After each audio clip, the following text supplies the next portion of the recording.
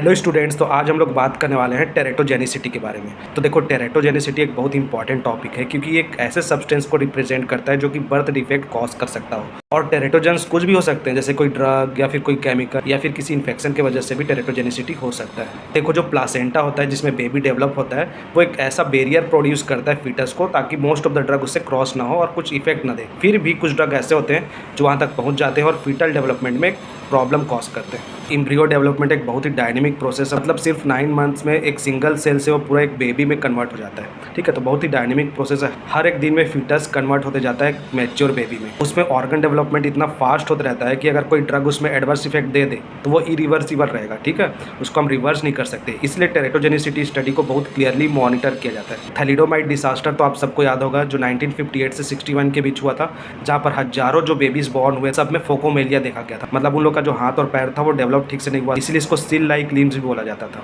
इसके बाद से एक रूल बना दिया गया कि कोई भी ड्रग अगर टेस्ट हो रहा है एनिमल्स पे तो उसको 3 जनरेशन तक टेस्ट होना चाहिए। ठीक है, उसके बेबीज़, फिर उसके भी बेबीज़, वहाँ पर अगर कोई इफेक्ट नहीं आएगा तब जाके हम इसको क्लिनिकल ट्रायल के लिए अप्रूव करेंगे। तो देखो, अगर फीटल डेवलपमेंट को डिवाइड करें 3 स्टेज में जहाँ पर ड्रग इफेक्ट कर सकता है, तो उसको कुछ इस प्रकार से डिवाइड किया गया है। पहला स्टेज है fertilisation and implantation, second stage है ऑर्गेनोजेनेसिस, थर्ड स्टेज है ग्रोथ एंड डेवलपमेंट।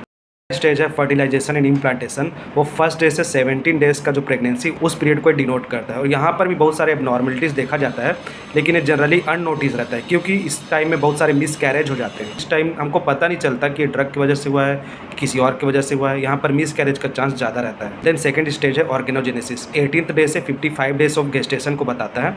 और यही एक ऐसा स्टेज है जहाँ पर मोस्ट ऑफ द डिफॉर्मिटीज़ हमको देखने मिलता है, क्योंकि इसका नाम ही देखो ऑर्गेनोजेनेसिस, मतलब ऑर्गन डेवलप होते रहता है। तो यहाँ पर जनरली मेंटल डिफेक्ट या फिर फिजिकल डिफेक्ट बेबीज़ में हमको देखने मिलता है। थर्ड स्टेज है ग्रोथ एंड डेवलपमेंट, ये 56 डेज से जो पूरे 9 मंथ का जो पीरियड है वहाँ तक के पीरियड को डिफाइन करता है।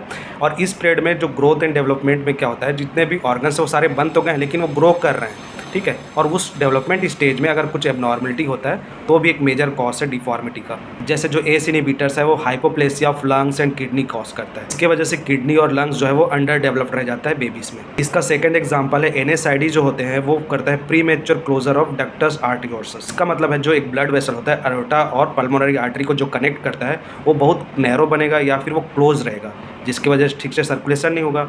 तो ये बेबीज में डिफेक्ट आता है थर्ड स्टेज में। इसी प्रकार के और भी ड्रग है जो बर्थ डिफेक्ट कॉज करते हैं और इसको हम लोग ह्यूमन टेरेटोजेनिक ड्रग बोलते हैं। देखो, यहाँ पर मैंने एक पिक शेयर किया है और इस पर आप देख सकते हो कौन कौन से ड्रग है जो डिफेक्ट कॉज करता है। ये लिस्ट मैंने KD त्रिपाठी से लिया है, जो फार्माकोलॉजी का एक स्टैंडर्ड बुक है और ये एग्जाम पॉइंट ऑफ व्यू से इंपॉर्टेंट है। So this is all about today's video. Meet you soon on the next video. Till then, thanks for watching. Thank you.